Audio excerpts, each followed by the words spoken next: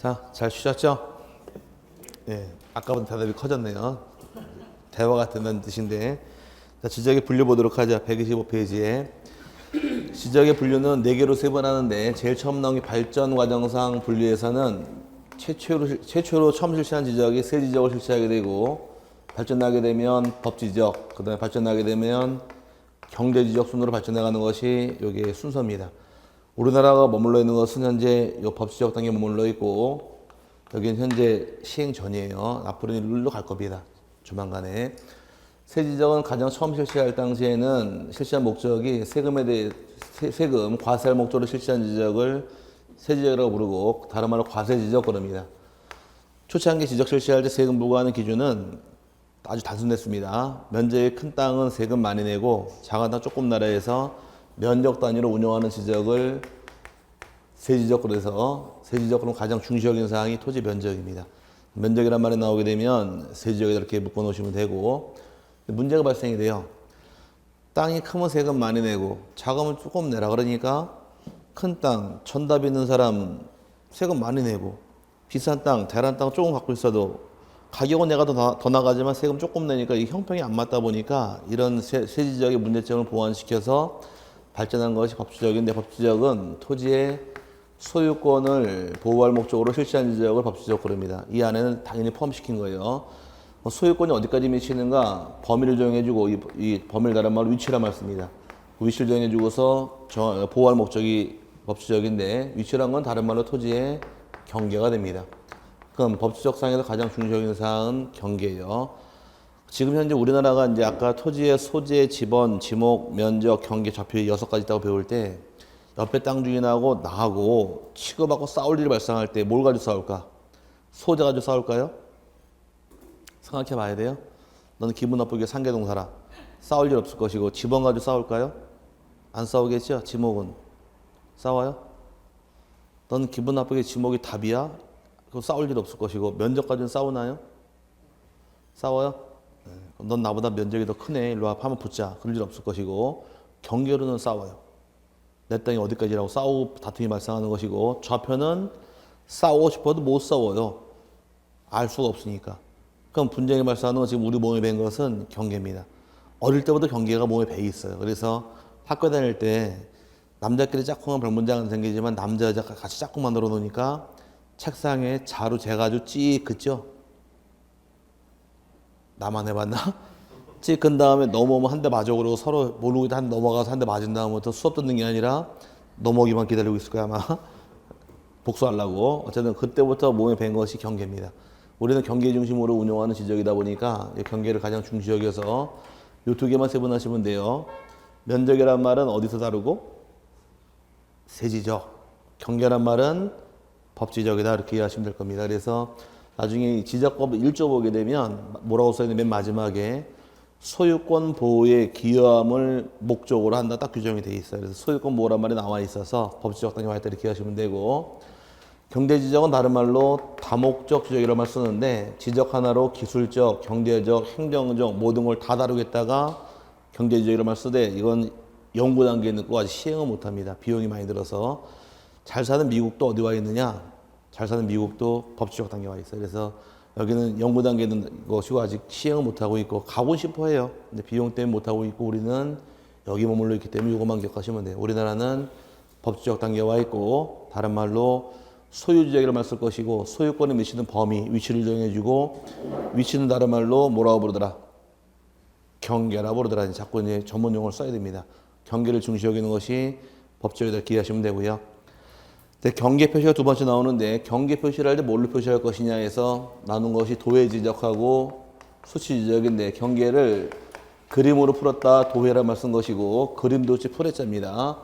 반대로 숫자로 푸는 걸 수치지적 그러는데, 세분하게 되면 도해지적에 해당하는 것은 아까 토지대장하고 세트가 있다고 배웠어요. 토지대장과 세트는 지적도, 임야대장 세트는 임야도에서 지적도와 임야도, 이 2가지를 도면이란 말 쓰고 다른 말로 도해지적 부릅니다. 대장의 내용을 그림으로 푸는 것을 도해라고 부르는 거예요. 그래서 2가지로 의미하는 것이고, 수치지적은 엑소의 좌표를 표시한 것이 경계점, 좌표, 등록부에서 이 두 개 정보를 의미하는데 우리나라는 지적도가 있나요?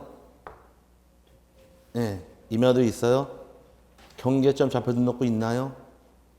있죠. 그럼 다 시행해요. 다 시행하는데 시행지역은 지적도와 임야도는 전국적으로 다 시행하게 되고 이 경계점 좌표 등록부는 일부 지역만 실시하는 그 일부 지역이 아까 개발 전 개발 후 지역만. 그래서 개발된 지역만 주로 이렇게 해서 두는 것이 좌표다 이렇게 이해하시면 될 것이고요. 그 다음에 장단점의 경우는 장점은 지적도 임야도의 경우는 아까 이해가 굉장히 쉽다. 하지만 정밀도가 떨어지더라 이렇게 배웠었죠. 반대로 이 경계점 좌표 등록부는 이해는 굉장히 떨어지지만 정밀도가 굉장히 높습니다. 나중에 이제 배우시게 되면 측량할 때 단위가 정해져요. 아주 외울 건 아니고 개념상으로 아까 측량할 때는 얼마까지 따진다고 설명드렸었나요? 1cm로 설명드렸었죠. 지적도 시행지역은 단위가 5cm예요. 얘는 50cm고 측량할 때 이런 단위로 측량이 들어가는 겁니다. 그럼 경계점 좌표 등록부 시행지역은 측량할 때 1, 2, 3, 4 이 단위로 측량하게 되고 지적도 시행지역은 5, 10, 15, 20을 끊어가게 돼 있어요. 임야도 시행지역은 사는 가격이 싸니까 50, 100, 150, 200 단위로 끊어가게 됩니다. 그럼 산술적으로 여긴 1cm고 여긴 5cm라는 얘기는 정밀도 면에서 몇 배가 높을까? 이렇게만 따져봐도. 그런데 저기 깜짝이야. 개발이 아직 안 됐는데도 지금 지적을 측량을 하면은 수치 지도로 좌표로 다 좌표 측량을 하거든요. 네, 하는 적은 있어요. 예. 네. 일본은 일본은 대체적으로 저기 많은데요.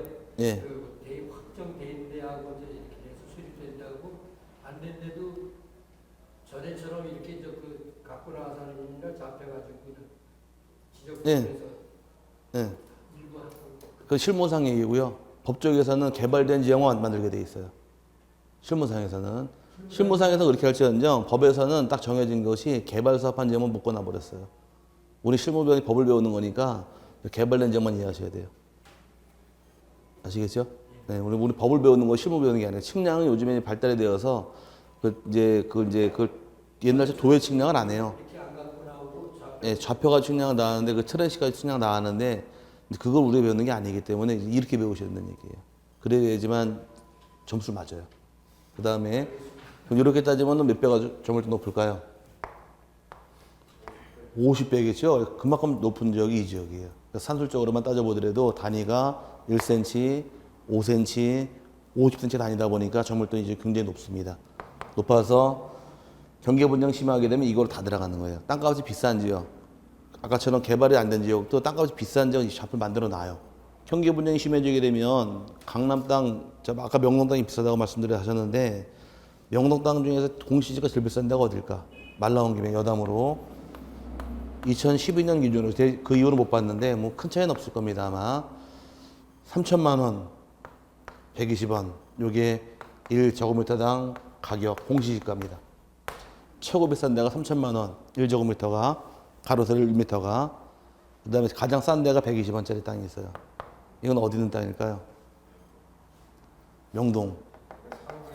아니 상업은행 밀렸어요. 이제 밀렸고 2012년부터 뭐가 들어가냐 명동 이렇게 입구에 이렇게 반짝반짝 불 켜놓고 딱 들어가자마자 왼쪽에 네이처 리퍼블릭인가 화장품 가게 있죠. 거기가 1순위 올라왔어요. 상업은행 뒤로 밀렸습니다. 이제 그래서 이 연도를 잡아드린 거예요. 이때보다 상업은행이 2등으로 밀려나 버렸어요. 아니 그 자리가 그 자리 터 얘기하는 거지. 상업은행 얘기하는 게 아니라 땅값 얘기하는데 지금 상업은행 왜 나요? 그 자리 땅값이 옛날에 항상 1등이었었는데 2012년도로 바뀌었다고요. 근데 1등 가장 비싼 데가 그 명동의 네이처 리퍼블릭.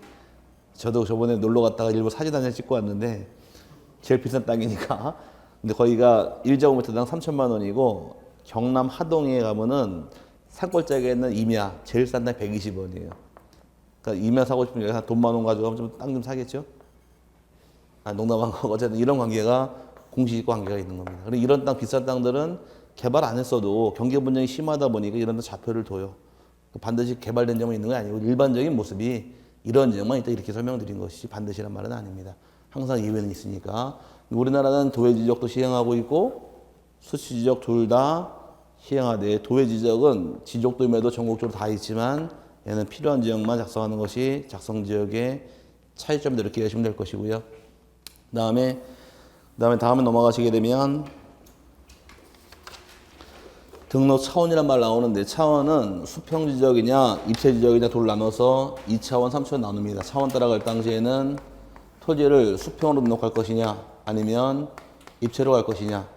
수평이란 것은 2차원이 되는 것이고 그 다음에 입체는 3차원이 되겠죠.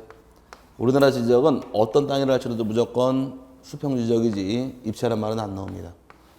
모든 땅은 높낮이가 심하다 할지라도 등록할 때 도면에는 수평으로만 나오기 때문에 언제나 수평이에요.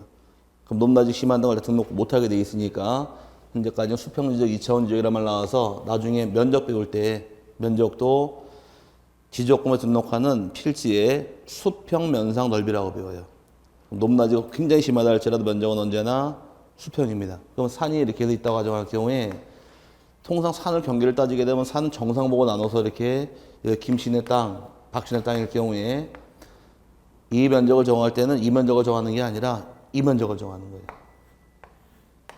그래서 경사가 심해도 항상 무슨 면적? 수평 면적을 따지지 경사 면적 따지는 것이 아닙니다. 그래서 달라요. 우리가 알고 있는 개념하고는. 그래서 우리 입체 지적 따지지 않으니까 언제나 뭐다? 수평입니다. 수평 지적을 실시하는 것이 2차원 지적의 나쁜 점이고 그 다음 밑에 이제 등록 의무 유무에 따라 분류하게 되면 토지 소유자에게 등록 신청할 의무가 있느냐 없느냐 따지는 기준이 의무 유무인데 둘로 나눠서 적극적 지적이 있고 또 하나가 소극적 지적이 있더라. 적극적 지적은 토지 소유자에게 신청 의무가 있고 신청을 안 하게 되면 지적소관청이 국가로서 직권으로 등록하는 입법주의를 적극적 지적이라는 말을 사용을 하고 소극적은 신청 의무도 없고 국가가 신청할 때까지 직권 정리하지 않는 겁니다. 그럼 우리나라의 경우는 신청 안 하더라도 국가가 직권으로 해주다 보니까 적극적으로 등록하다 그래서 적극적 지적주의를 채택하는 것이 모양새가 되어서 밑에 박스 보시면 우리나라가 지적을 어떤 걸 실시하고 있느냐.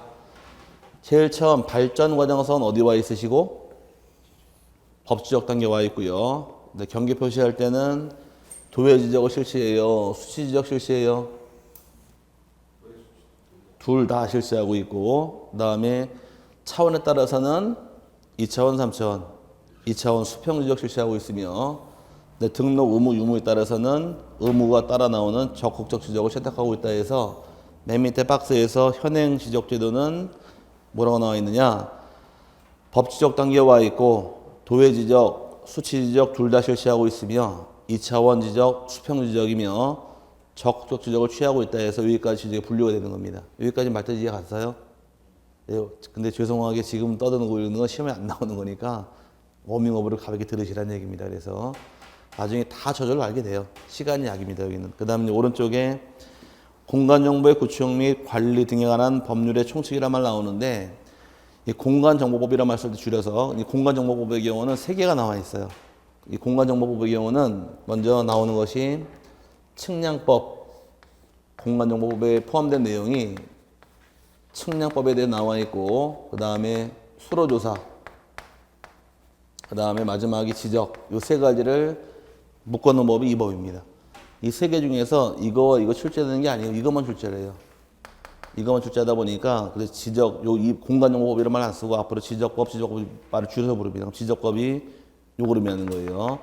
측량은 아예 안 나오는 게 아니고 측량 중에서 일부 나와요. 지적 측량 파트, 토지 측량은 좀 나오는데 대부분 다 여기다 포함시켜 버리니까 요거로만 공부해서 12문제 출제하는 겁니다.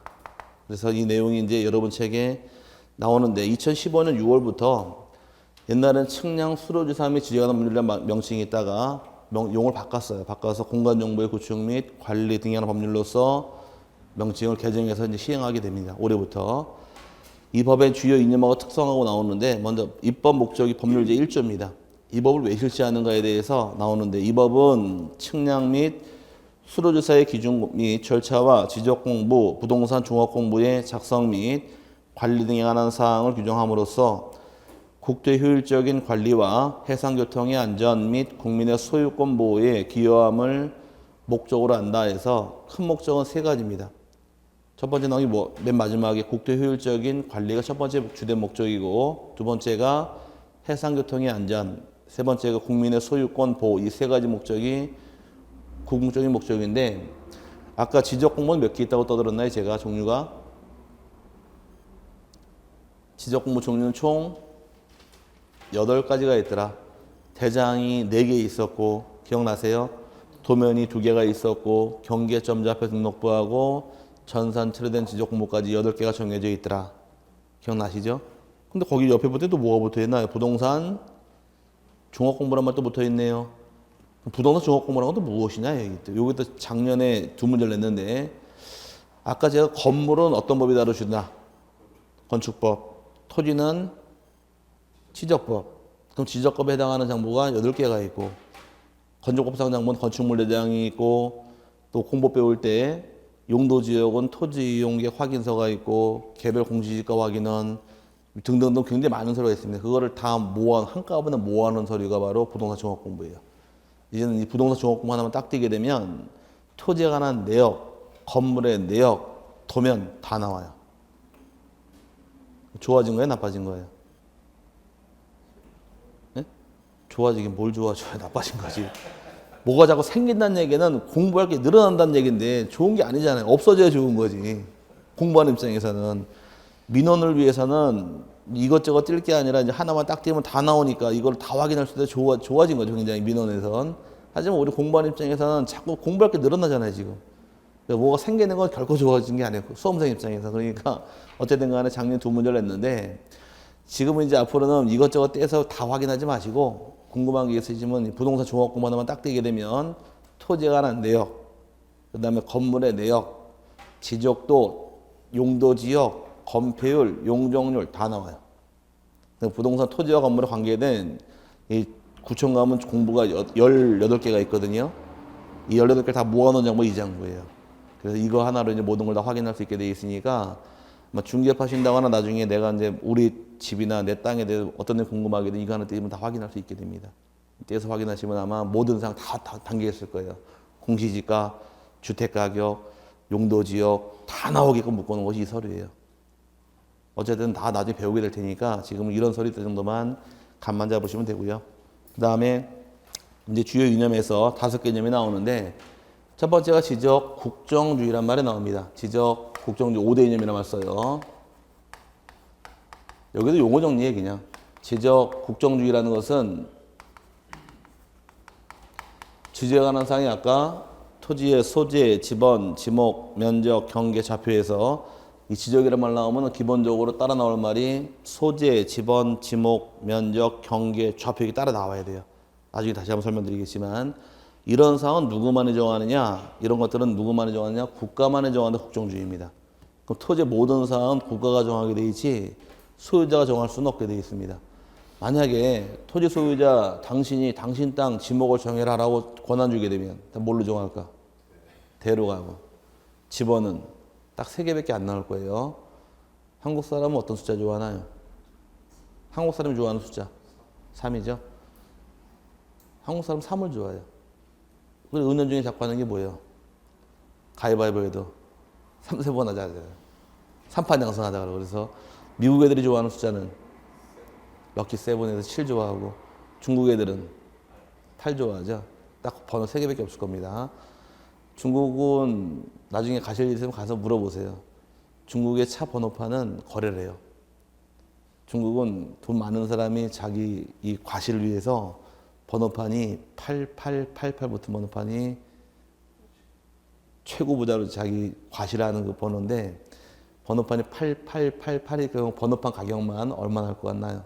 저 들은 얘기인데 중국 갔다 들은 얘기인데 번호판 가격만 3억이래요. 차 가격이 아니라 번호판 가격만. 그래서 8888 그건 내 부호를 자기 부를 과시하기 위해서 달고 다닌다 하더라고요. 그래서 그렇게 비싼 번호판이 8888입니다. 어쨌든 국가만이 정한다. 이게 국정주의고. 국가가 정했으면은 두 번째 나오는 것이 지적 형식주의란 말 나오는데 지적을 형식주의란 말은 다른 말로 등록주의란 말 씁니다. 등록해라. 국가가 정한 사항을 지적 공문한 장을 등록하는 입법주의를 형식주의란 말 쓰는 거죠. 형식이란 말은 나중에 등기법 가게 되면 등기란 말 쓰는 것이고 지적법 등록이란 말 쓰는 겁니다. 쉽게 이해해서 아직 안 배웠지만 매매계약을 체결한 경우 부동산 매매계약을 체결하게 되면 주인이 언제 바뀔까요? 매수인 소유권 취득하는 시기는 언제냐 물어보는 거예요. 매매계약 체결한 날 주인 바뀔까? 아니면 잔금 지불하면 주인 바뀔까? 예? 예, 등기하면 주인 바뀌는 겁니다. 언제 주인 바뀐다고요? 등기하면 주인 바뀌는 거예요. 그럼 당사자끼리 아무리 매매계약 체결하고 대금 넘어가고 돈 주고 받았다 할지라도 등기 안 하면 주인이 안 바뀐 거예요. 그럼 등기는 어떤 형식을 거쳐야지만 주인이 바뀐다는 얘기입니다. 그럼 마찬가지로 국가가 지번 지목을 정해놓고서 정황으로 끝나는 게 아니라 정한 사항을 지적공부라는 장부에 등록을 해야지 비로소 효과가 발생하기 때문에 등록이라는 것이 하나의 형식이다 보니까 형식주의를 다른 말 등록주의를 쓴 겁니다. 등기 등록하는 행위를 형식이라고 부르고 등록했으면 궁극적으로 마지막에 일반인들에게 알려라요. 우리 법이 공시법이니까 공개 표시를 위해서 지적 공개주의가 실행이 됩니다. 공개주의 때문에 나오는 게 가장 기본적인 내용이 등본 발급해주고 열람해주잖아요. 일반인 알리기 위해서. 이 세 가지를 지적법의 3대 이념 그럽니다. 3대 이념이고 두 개가 추가가 되는데 하나는 네 번째가 실질적 심사주의란 말이 따라 붙어요. 지적하는 건 실질적으로 무조건 심사해서 등록하는 것이 이게 차이점이 생기는 겁니다. 심사주의인데 이게 등기랑 가장 큰 차이점이에요. 등기 신청을 하게 되면 등기관 입장에서 등기해줄 당시에는 이 등기를 해줄까 말까 심사할 때 실제로 심사하는 것이 아니라 형식으로 심사합니다.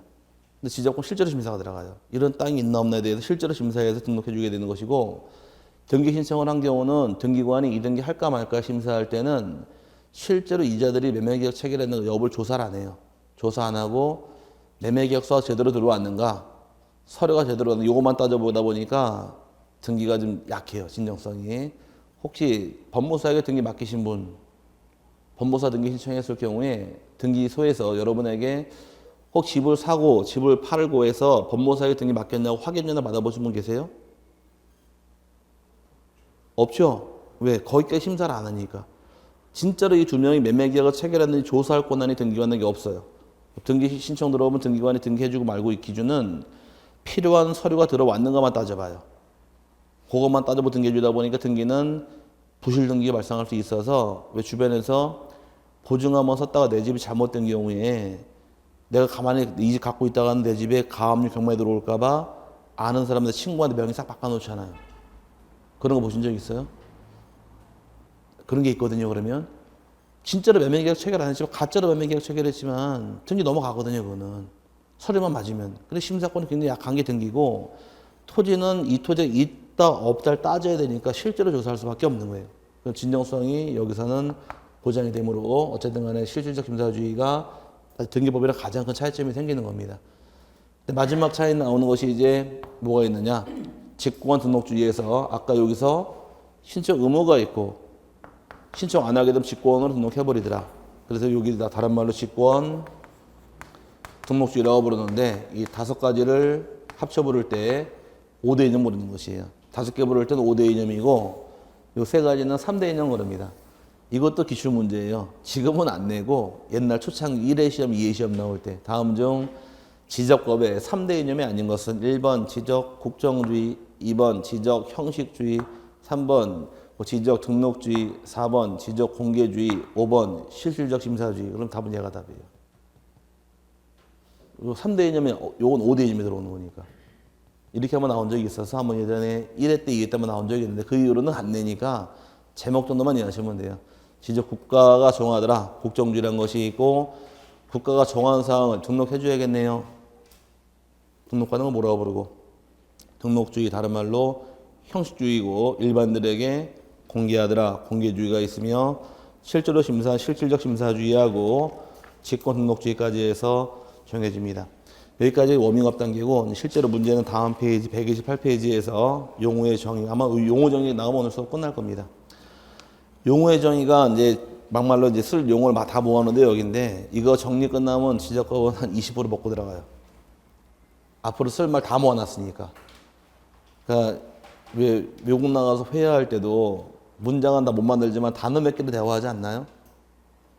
앞으로 쓸 단어에 다 몰려 있어요. 그러니까 이거 잘 공부해 놓으시면 뒤가 편할 겁니다. 아까 처음에 지적 공모란 것이 나오는데 지적 공모는 아까 총 몇 개 있더라?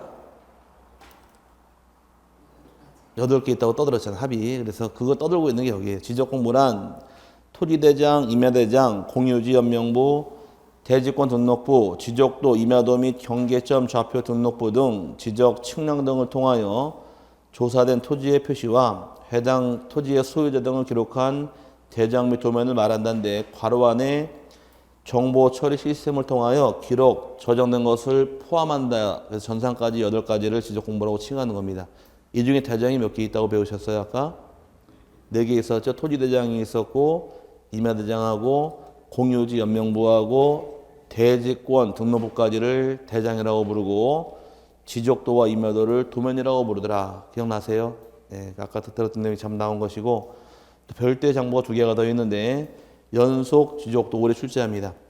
올해 시험에서 지난 10월달 출제했는데 지적 측량을 하지 아니하고 전산화된 지적도 및 임야도 파일을 이용하여 도면상 경계점들을 연결하여 작성한 도면으로서 측량이 활용할 수 없는 도면을 말한다. 중요한 거는 측량이 활용할 수 없는 도면을 말한다. 이게 중요한 말입니다. 그래서 작년에 기출 문제 출제했어요. 여기서 연속 지적도 어떤 게 있느냐? 내가 가진 땅이 이렇게 하나의 필지가 있습니다. 내가 가진 이렇게 하나의 필지가 10번 토지 답이란 땅이 한 필지가 있는데 그럼 답이란 것은 지적도를 떼봐야겠네요. 토지 모양을 알고 싶으면 지적도를 떼봤더니 지적도가 이렇게 한 장에 나온 게 2장에 걸쳐 있어요. 이게 5번 도면, 6번 도면일 경우에 도면 번호입니다. 그럼 하나의 필지가 지금 도면 2장에 걸쳐 있죠. 옛날 같은 경우는 이 땅을 확인하고 싶은 경우는 5번 도면하고 6번 도면 따로따로 떼가지고 내가 2개 붙여봤어요. 이렇게 붙여서 이 땅을 확인했는데 지금은 하나의 땅이 2장 걸쳐 있는 경우는 지적도를 같이 떼줍니다. 이 2장을 같이 떼주면서 확인할 수 있도록 이 같이 떼주는 지적도를 뭐라고 부르는 연속 지적도라고 부르는 거예요. 그럼 옛날처럼 지적도를 따로따로 떼서 붙여보는 그런 필요성은 이제 없게 된 겁니다. 하나의 필지 여러 장 걸쳐 있는 경우는 같이 떼면 같이 나오는 거예요. 이런 지적도를 뭐라고 부른다고요? 연속 지적도라고 부르는데 중요한 말은 측량할 수 있는 거 없는 거. 그게 답이에요. 항상 측량할 수 없는 지적도를 뭐라고 부르더라? 연속 지적도라고 부르는 겁니다. 그래서 옛날처럼 따로따로 뜰 필요가 없이 지금은 같이 떼줘 버려요. 이런 도면을 뭐라고 부른다고요? 자꾸 외쳐야 돼. 연속 지적도인데 중요한 말은 측량에 활용할 수 없는 도면을 말한다. 그게 이번에 출제한 부분입니다. 이 땅은 측량 못해. 작게 만들어주니까. 측량은 그림만 보고 면접에서 분명히 그 토지 생긴 사만 이해하라는 얘기예요. 이렇게 생긴 땅이라고. 아까 이쪽에서 질문이 자꾸 앞서가서 자꾸 그러는데 여기는 좌표가 있나요? 없나요? 없죠? 여기 좌표가 있잖아요. 그럼 좌표가 없는 점은 지적도로 측량하게 돼 있어요. 측량할 때. 좌표가 있는 점 좌표로 측량하는 겁니다. 이해 갔어요? 그럼 여기는 지적도지만 이거를 잘못하면 측량할까봐 못하게 막아버리는 거예요, 지금. 지적도 크기가 원래는 가로가 40, 세로가 30이에요. 오케이? 지적도 크기 가로 40, 세로 30인데 이거를 측량하는 지적도인데 얘는 크게 만들어요, 작게 만들어요? 축소해야 될 거 아니에요. 그럼 작게 되니까 측량 못하게 막아버리고 땅 생김새만 확인하라는 얘기예요. 그냥 그대로 이해하시면 돼요. 측량이 활용할 수 없는 지적. 그럼 이게 떼주는 목적이 뭐냐요? 옛날처럼 따로 떼서 땅 확인하지 말고 같이 확인하라는 얘기예요. 그 목적 준 것뿐이고 측량하라고 준 건 아니기 때문에 측량이 활용할 수 없는 지적도를 말한다 해서 이게 기출문제로 26개 출제한 겁니다. 그 다음에 두 번째 부동산 종합 공부에서 아까 제가 토지 건물을 다 모아놓은 장부가 뭐다? 부동산 종합 공부라고 그랬죠? 이제 거기 내용이 담고 있는 내용이 토지 표시와 소유자에 관한 사항, 건축물의 표시와 소유자에 관한 사항, 토지 이용 및 규제에 관한 사항, 부동산 가격에 관한 사항 등 부동산에 관한 종합 정보를 정보관리 체계를 통하여 기록, 저장한 것을 말한다 해서 크게 4가지 담고 있는 것이 종합공부입니다. 토지 표시하고 소유권, 건축물의 표시하고 소유권, 토지 이용 및 규제, 마지막에 가격까지 해서 4가지를 담고 있는 장부를 부동산 종합공부라고 불러서 토지대장, 임야대장 모든 사항 다 담고 있는 거예요. 이거 하나로 모든 사항 다 확인할 수가 있고요. 그 다음에 두 번째 지적소관청. 지적소관청이란 지적공부를 관리하는 특별 자치시장, 시장 동그라미 쳐놓으시고 내려와서 세 번째 줄에 끝부분에 군수 동그라미, 구청장 동그라미. 소관청이란 시장, 군수, 구청장을 소관청이라고 부르는데 이게 소관청의 범위가 어디까지냐 해서 그걸 또 풀어야 됩니다. 그럼 지적소관청이라고 칭하는 것은 일반적으로 시장이 있고 그 다음에 군수가 있고 구청장에서 3명이 소관청이라고 부르는데 어디까지냐요? 먼저 여기부터 본 다음에 그 가로 읽어드릴게요. 먼저 군수부터 보려고요. 쉬운 거부터. 가평군은 말 그대로 군이죠. 그죠? 가평군은 군수 자체가 소관청이 되는 겁니다. 군은 이거 문제될 게 없고, 근데 시라고 불리는 시는 두 개가 있어요. 구가 있는 시와 구가 없는 시. 쉽게 얘기해서 구가 없는 시, 바로 이 동네 의정부시 같은 경우, 의정부시 같은 경우는 구가 없습니다. 그죠? 반대로 구가 있는 경우는 서울특별시, 여기가 노원구고, 그 다음에 부산광역시, 진구, 예를 들어서 이따 가정하고, 그 다음에 또 청주, 아니 너무 멀리 가지 말고 가까운 데 가자고요. 옆 동네 고양시로 가자고. 고양시, 덕양구. 혹시 들어본 적은 있으세요? 이렇게 있을 경우에 자, 여기는 구가 없죠? 구가 없으면 시장이 소관청이 되는 거예요. 오케이? 여기 셋 다 구가 있네요. 구가 있으면은 불문하고 구청장이 소관청이고 시장은 소관청이 아닙니다.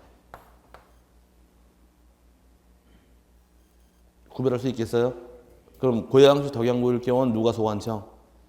덕양구가 소관청이에요. 근데 이 특별시, 광역시 두 개 있는 구를 자치구라고 부릅니다. 자치구. 자치구라는 얘기는 구청장을 투표로 뽑은 지역이고 재산세를 과세할권에 있는 지역이 자치구란 말을 써요. 그럼 이 두 명은 노원구는 구청장 투표로 뽑았죠. 근데 고양시 덕양구는 자치구가 아니에요. 여기 임명직이에요. 그럼 자치구라고 칭하는 것은 특별시, 광역시까지만 자치구란 말 쓰는 것이고 여기는 광역시가 아니지만 구가 있죠. 그죠? 그럼 이런 시를 뭐라고 부를까? 대도시라고 부르는 거예요. 인구 50만 이상부터. 대도시 50만부터 구가 발생되는 겁니다. 앞으로 이제 시도지사 그러면 시도지사는 일로 가는 것이고 대도시 시장 일로 내려오는 거예요. 그럼 부천시 소사구의 경우는 누가 소관청이더라? 소사구가 소관청이 되는 겁니다. 부천시장은 소관청이 아닌 거예요. 안다스탠드? 요거만 구별하고 책 보면 구별이 돼요, 이제. 자, 그럼 군은 말 그대로 군수가 소관청이고 시는 두 가지가 있더라. 구가 없는 시가 있고 구가 있는 시가 있더라. 구가 없으면 시장이 소관청이고 구가 있으면 어떤 구라 할지라도 구청장의 소관청이 시장은 소관청이 아닌 게 되는 겁니다. 요거를 이제 괄호 읽어보자고요.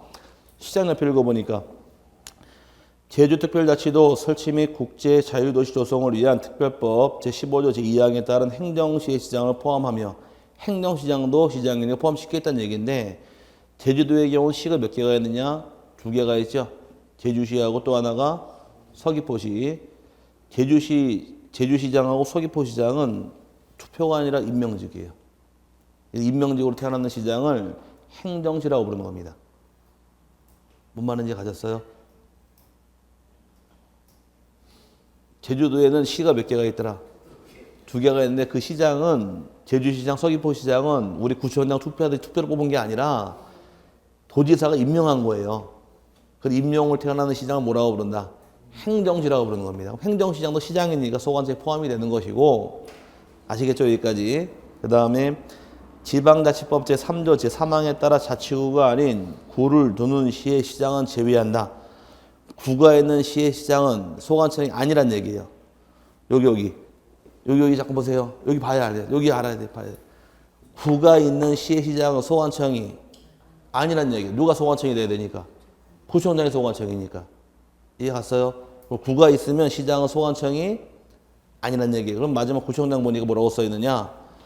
구청장은 자치구가 아닌 구청장을 포함한다. 구청장에게 무조건 다 소관청이 되는 겁니다. 그럼 어떤 시를 할지라도 구가 없으면 누가 소관청이고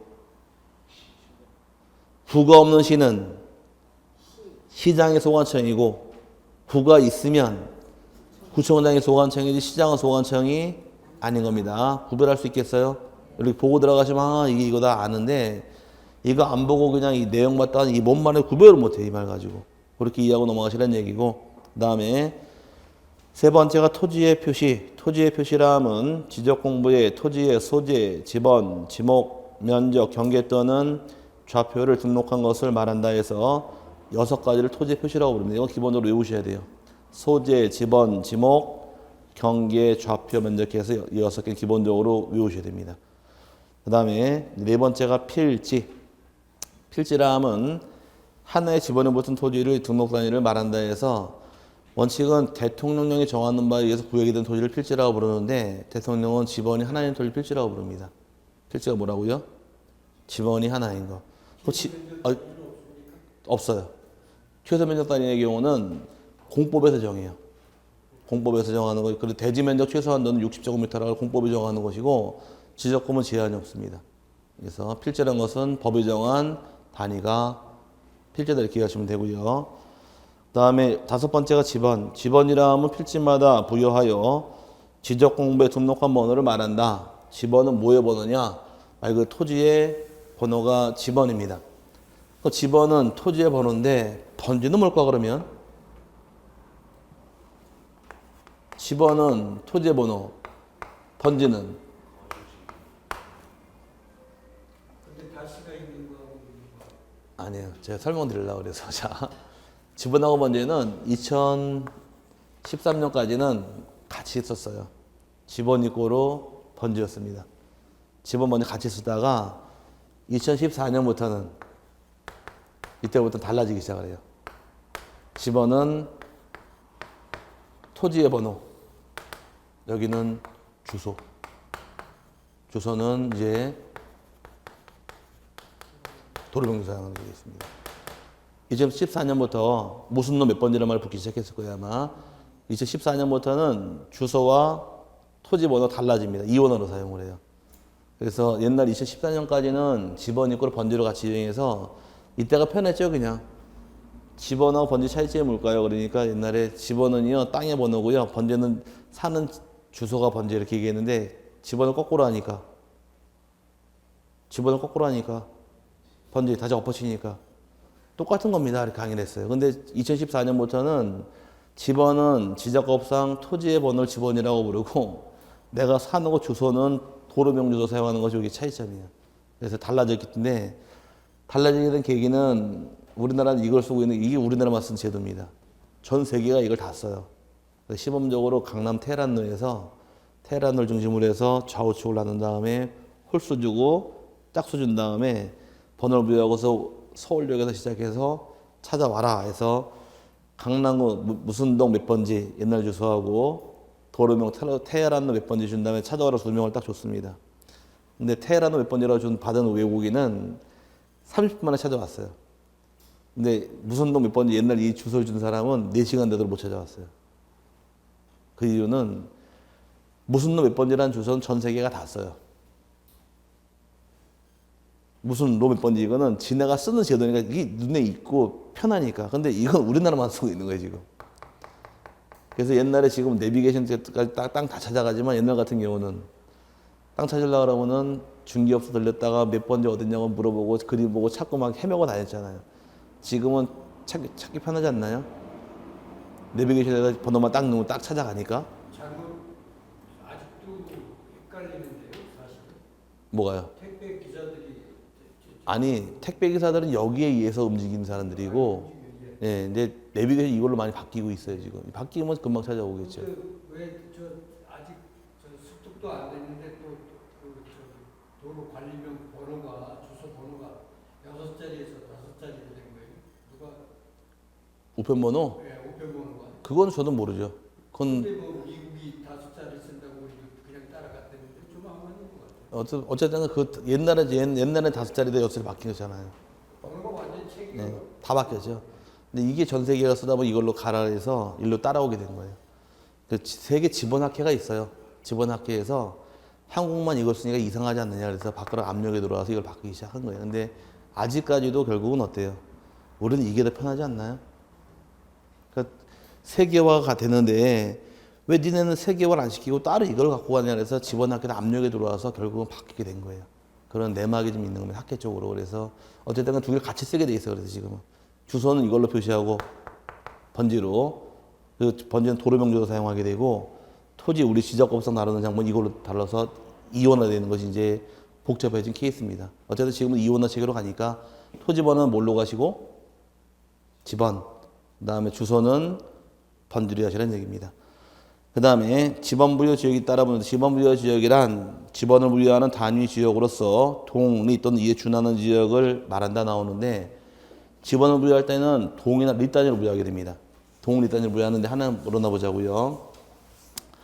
이 전체가 상계동일 경우에 상계동이 만약에 1동, 상계 2동, 상계 3동이 있다 가정하고 지번 부여하더라. 그럼 상계동 지번 부여할 때 상계 1동, 2동, 3동을 따로 부여할 것이냐, 통째로 부여할 것이 이게 또 문제라는 것이에요.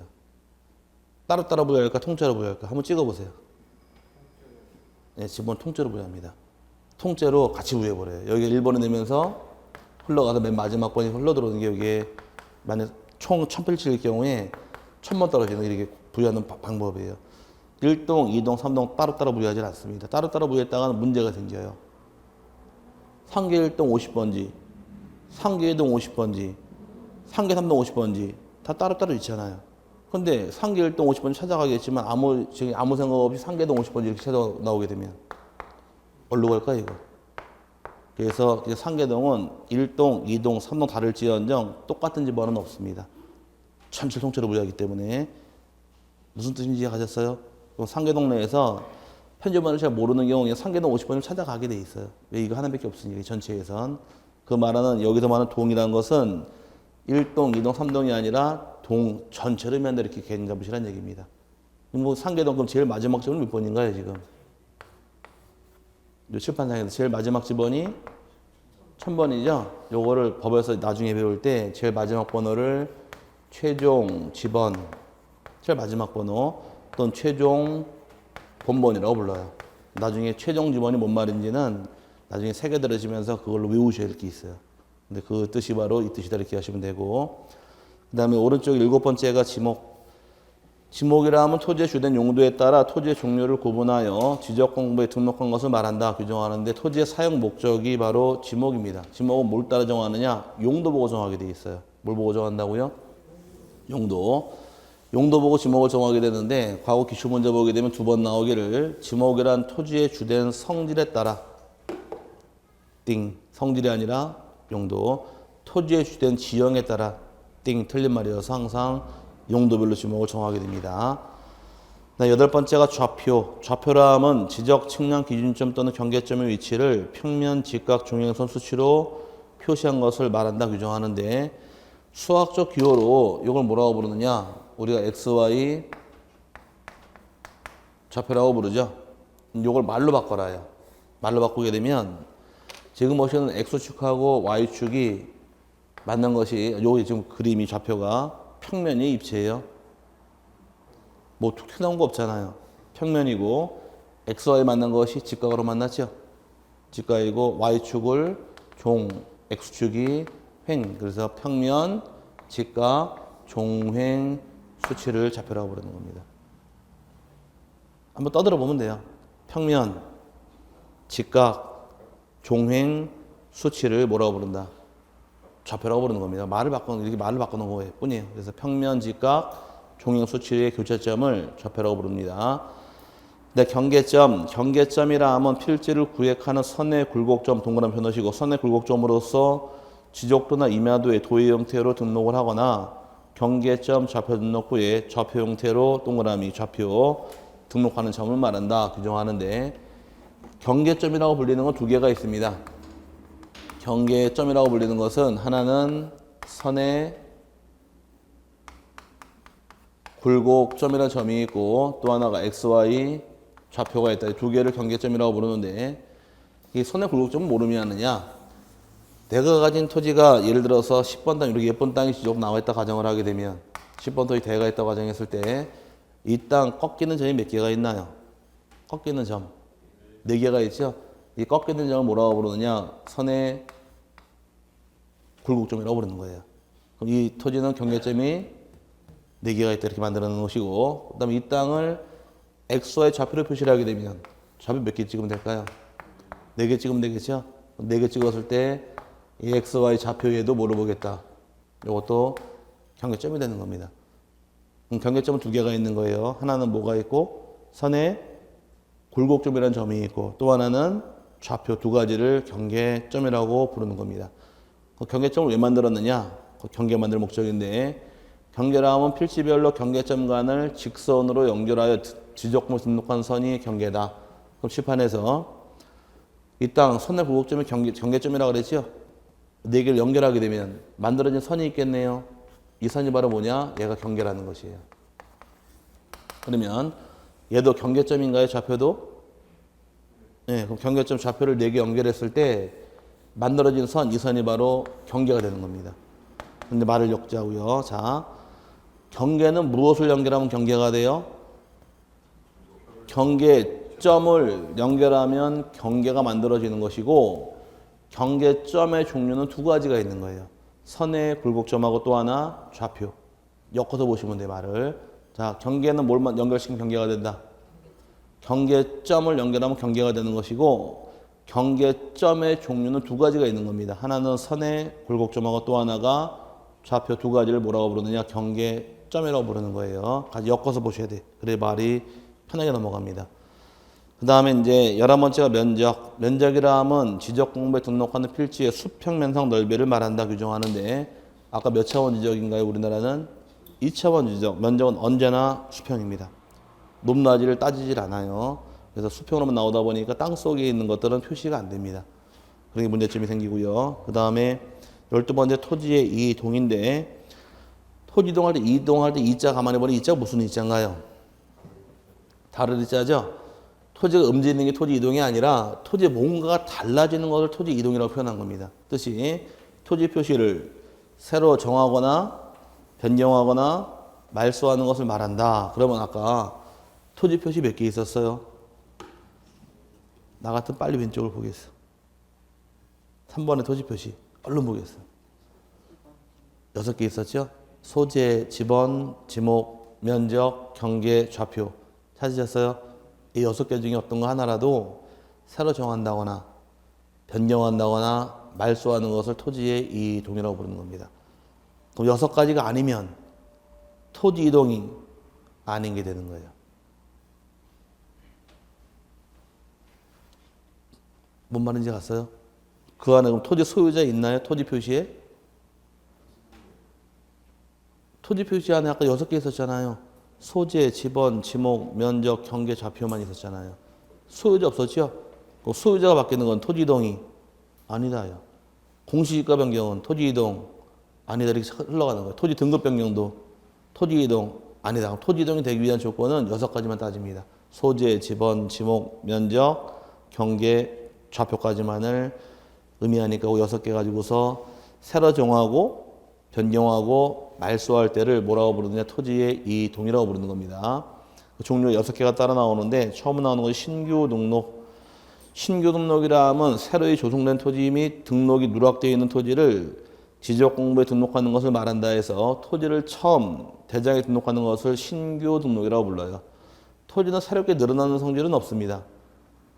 증가하지 않는데 증가할 수 있는 경우도 있어요. 매립지.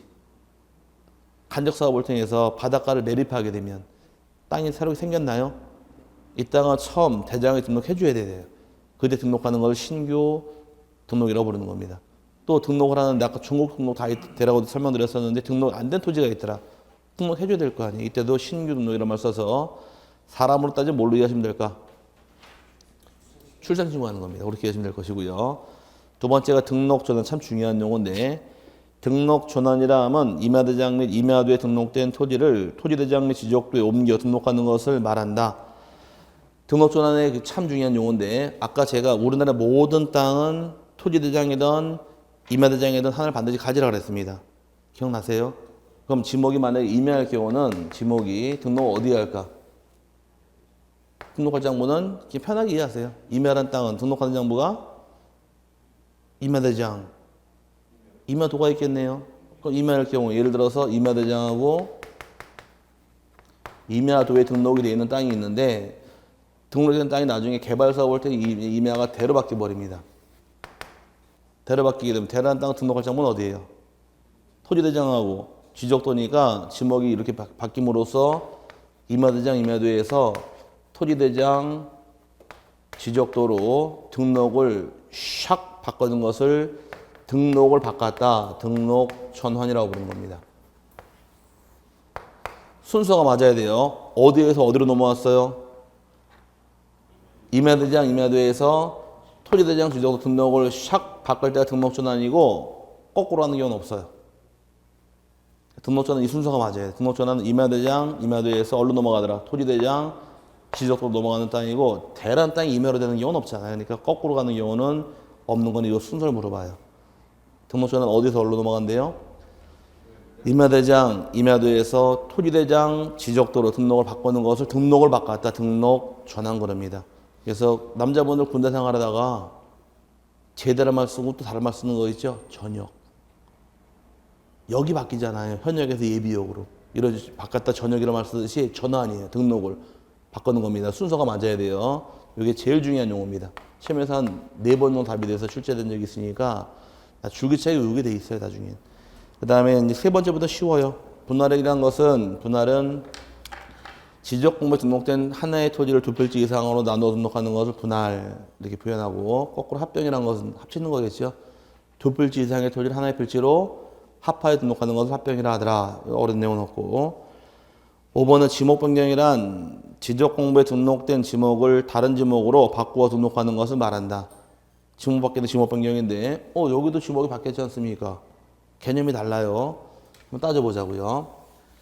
등록 전환과 지목 변경의 차이점이 어떤 게 있느냐? 만약에 여기서 이 일대가 전부 다 이제 반을 갈라서 여기는 지목이 임야라고 가정을 하고 여기는 지목이 전입니다. 임야라는 땅은 등록 어디에 할까요? 임야대장. 임야도가 있겠죠? 전일 경우는 토지대장하고 지적도가 있겠네요. 등록이 돼 있다가 이 일대를 개발 사업을 통해서 지목을 아파트 지역으로 대로 바꿔버립니다.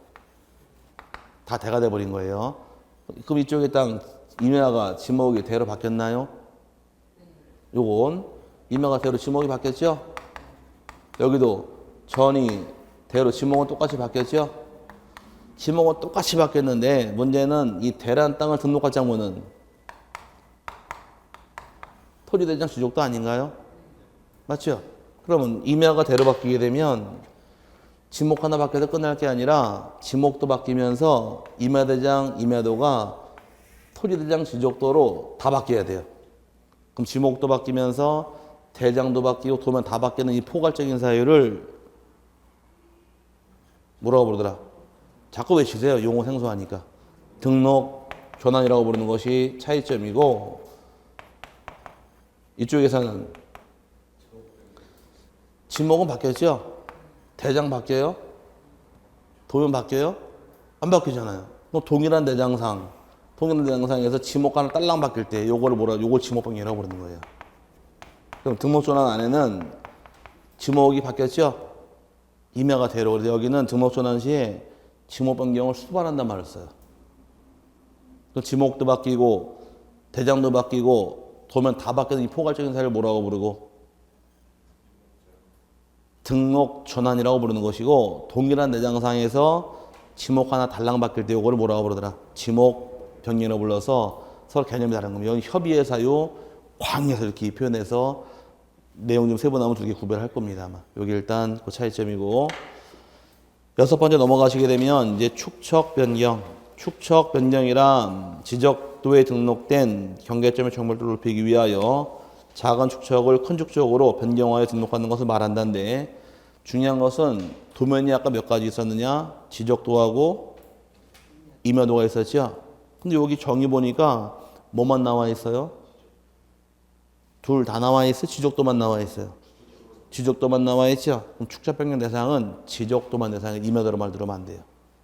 지적도만 정밀도를 높일 목적으로 작은 거에서 큰 거로 바꿀 때 축척 변경이라는 말을 사용을 하고 축척이 큰 게 작아지는 경우는 없어요. 그러니까 그럼 대상은 말을 바짝 줄이면 되겠네요. 축적 변경은 지적도를 작은 거에서 큰 거로 바꾼다 이렇게 이해하시면 되는 겁니다. 그럼 축척은 쉽게 이해해서 자 500분의 1이 예를 들어 있다 가정을 하고 1000분의 1이 있습니다. 500분의 1이 대축적일까 1000이 대축적일까? 네? 그럼 2분의 4, 2분의 1이 클까요? 3분의 1이 클까요? 피자 쪽을 놓고 둘이 먹으래요. 얼마큼씩 먹으면 돼요? 반씩 먹으면 되고 셋이 나눠 먹으려면 3분의 1밖에 안 되잖아요. 아닌가? 둘이 먹으려면 이만큼 먹을 것이고 셋이 먹으려면 이만큼밖에 안 되잖아요. 지금 어디가 더 커요? 피자 쪽이 이게 크죠? 이게 대축적이 되는 거예요. 그럼 얘가 대축적, 얘가 소가 되는 겁니다. 그럼 축적은 이렇게는 가도 이렇게 오는 경우는 없어요. 그럼 축적 변경은 뭔 말인지 가졌어요? 분수는 어떤 게 더 크냐 이거예요. 큰 쪽으로 가게 돼 있으니까. 일로는 가도 일로는 못 온다는 얘기입니다. 이게 축척이 바뀐다는 그 뜻이에요. 아니 법을 배워서 이제 산수가 어려워진 거예요? 2분의 1, 3분의 1 어떤 게 더 큰지 아시죠? 얘가 대축적, 소축적이 되는 겁니다. 그래서 이렇게 넘어가도 이렇게 내려오는 이유는 없어요. 여기까지가 토지 등의 정의고 13번째가 지적 측량. 지적 측량이란 토지를 지적 공부에 등록하거나 지적 공부에 등록된 경계점을 지상에 복원하기 위하여 필지의 경계 또는 좌표 면적을 정하는 측량을 말하며 지적 확정 측량 및 지적 재조사 측량을 포함한다 규정하고 있는데 중요한 말은 측량할 때 얻는 결과는 세 가지가 있는 겁니다. 측량할 때 얻는 결과는 경계, 동그라미, 좌표, 동그라미, 면적, 동그라미. 나중에 계속 써먹을 말이 이제 경계 어떻게 정합니까? 물어보게 되면 나오실 말은 측량 이 말이 나와야 돼요. 좌표 어떻게 정합니까? 물어보게 되면 측량. 그 면적 어떻게 정합니까? 네, 측량 이 말이 나와야 됩니다. 경계, 좌표 면적은 측량 때문에 구하는 겁니다. 앞으로 계속 써먹을 말이니까 그 세 개 반드시 외워놓으시고 그럼 지적 확정 측량이라는 것이 무엇이냐? 자, 지적 확정 측량이란 도시개발 사업 등에 따른 사업이 끝나 토지 표시를 새로 정하기 위하여 실시하는 지적 측량을 말한다. 개발 사업을 하게 되면 쉽게 이해해서 아까 요거만 이해하시면 되겠네. 자, 아까 이렇게 생긴 땅 설명드리면서 이건 개발 전 개발하고 나니까 이렇게 구역이 정리가 되겠죠. 그럼 땅이 바뀌게 되면 이 땅의 새로운 내용, 면적, 경계를 다시 정해 줘야 돼요. 바뀌었으니까. 그럼 다시 지적을 다시 확정하기 위한 측량을 지적 확정 측량 그럽니다. 그럼 줄여서 도시개발 사업 등 개발 사업만 했다 그러면 무슨 측량하더라?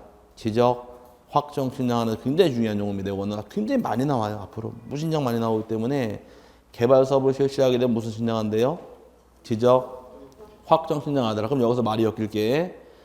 아까 제가 경계점 좌표 등록부는 전국이 다 있는 게 아니라 개발 사업을 한 지역이 작성된다 설명드렸어요. 그럼 말을 엮게 되면 지적 확정 측량을 실시한 지역은 뭘 만들더라? 경계점 좌표 등록부를 작성하는 지역으로 돼버리는 겁니다. 이 말이 나중에 그래서 경계점 좌표 등록부 배울 때 작성 지역은 도시개발사업 등 사업을 통하여 지적 확정 측량을 실시한 지역은 경계점 좌표 등록부를 작성한다고 배웁니다. 말이 엮여 나가는 부분이 있으니까 꼭 참고하시고 그 다음에 마지막에 지적 재조사 측량이란 지적 재조사에 관한 특별법에 따른 지적 재조사 사업에 따라 토지 표시를 새로 정하기 위하여 실시하는 지적 측량을 말한다 규정하는데 지적 재조사라는 것은 현재 우리나라가 아까 지적도가 토지대장 만든 연도가 언제라고 떠들었었나요? 1910년대라고 그랬었죠. 그거 지금까지 쓰고 있어요. 지금 컴퓨터에 입력되어 있던데요. 그때 만들어 입력만 시킨 거지 새롭게 측량해서 만든 건 아니란 얘기예요. 그때하고 지금하고 서로 맞지 않잖아요. 많이 틀리다 보니까 또 전쟁을 한번 치렀죠. 그래서 지적도에는 대라고 나오지만 실제로 가면 대가 없는 데가 많아요. 막 뒤집어져 가지고서 그러다 보니까 지적이 불부합지가 너무 많다 보니 이 불부합지를 해소하기 위해서 현재 국가 사업으로 실시하고 있는 것이 지적 재조사입니다. 그래서 아마 가끔가다 이렇게 프랑카드 걸어놓고서 작년 재작년쯤에 많이 광고를 했어요. 2014년도에 바른 땅 찾기라 그래가지고서 옛날 그 대한지적공사에서 광고를 많이 했습니다. 홍보하고서 지적 재조사가 들어가는데 우리나라 다 조사할 거예요. 아주 쉬운 사례를 우리나라 지도가 이렇게 있다고 가정하게 되면 한국이 있고 여기 일본이 이렇게 섬나라 4개의 나라가 있다고 가정할 경우에 세계 지도 놓고 보게 되면 이렇게 자리 잡고 있는 게 우리나라인데 희한하게 지적도 체계로 해서 지도를 만들어 놓으니까 지적도 일로 밀려나가 있어요. 이렇게 365m가 밀려나 있습니다. 지금. 그럼 지적법에서 다루는 지도하고 세계 지도가 안 맞아요. 지금 이게. 약 365m가 일로 동쪽 밀려나 있어요. 지금 이 지적도상 지도가.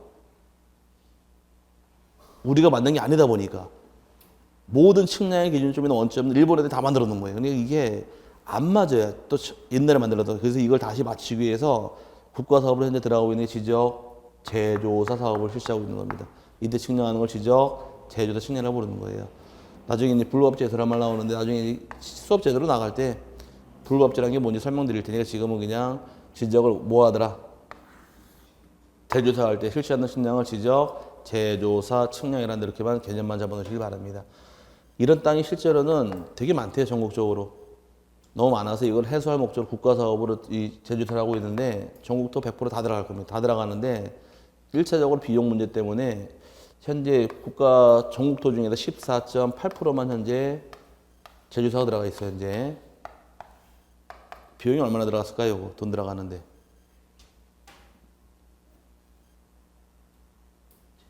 얼마일까?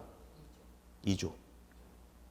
2조가 들어갔어요. 이게 1980년대부터 하자고 계속해서 밀고 들어왔는데 이거 사업했다 눈에 보이는 성과는 없잖아요. 국가 돈은 쏟아붓지만. 그러니까 80년대부터 아유 다음 정권이 다음 정권 계속 미는 거예요. 밀다 보니 이제 여기까지 온 겁니다. 여기까지 와서 2014년부터 조사가 들어가서 1차적으로 전국토 중에서 우선 급한데 요만큼만 먼저 조사가 들어가고 나중에 차츰 분기 사업으로 들어가서 쭉 다 들어갈 겁니다. 아마 시골에 땅에 사신 분 아마 나중에 동의 받으러 올 거예요. 제조사 한다고. 동의하실래요? 안 하실래요? 동의해줘야 됩니다. 그거. 동의 안 하더라도 걔네들이 직권을 해버리니까 동의해 주시면 나중에 면적의 조사가 들어가면서 증가할 수 감소도 할 수 있어요. 조정금을 내라 그래요. 면적 증가하는 사람 돈 내라고 찾아옵니다. 면적 늘어서 돈 내시오 그러면 돈 내면 되는 거고 측량을 다시 해서 면적이 감소한 사람 돈 받아가라고 연락하면 받아오면 되는 거예요. 그걸 조정금이라고 불러요. 나중에. 여기까지만 안 들어가겠지만 어쨌든 간에 제목 정도만 이해하시면 될 것 같고 뒤에 가면 다 나올 말입니다. 여기까지 용어 정리고 오늘 진도고요. 처음에서 많이 안 나가는데 원래 여기까지 1시간 물량이에요. 1시간 강의할 걸 지금 3시간 동안 끓은 거니까 다음에는 좀 빨라질 겁니다. 근데 지금 처음 나갈 때는 빨리 해도 모르고 천천히 해도 몰라요. 그리고 어차피 모르는 건 똑같은 입장이니까 한 3번째 들을 때 그때 공부된다 이렇게 이해하시길 바라고 실제로 공부되는 건 한 3월 달쯤 돼야 될 거예요. 꽃피는 춘 3월 돼야지만 말을 알아듣고 이제 대화가 되니까 그때까지는 참고 버티시고 실력이 올라가는 시기는 5월 달쯤 돼야 돼요. 그러니까 1년 동안 하고만 안 빠지시면 자격증은 땁니다. 가능한 한 빠지지 마시고 1년 계획 세운 거니까 잘해서 좋은 결과 있으시기를 바라고요. 오늘 강의 여기서 마치도록 하고 다음 주에 다시 뵙도록 하겠습니다. 자, 수고하셨습니다.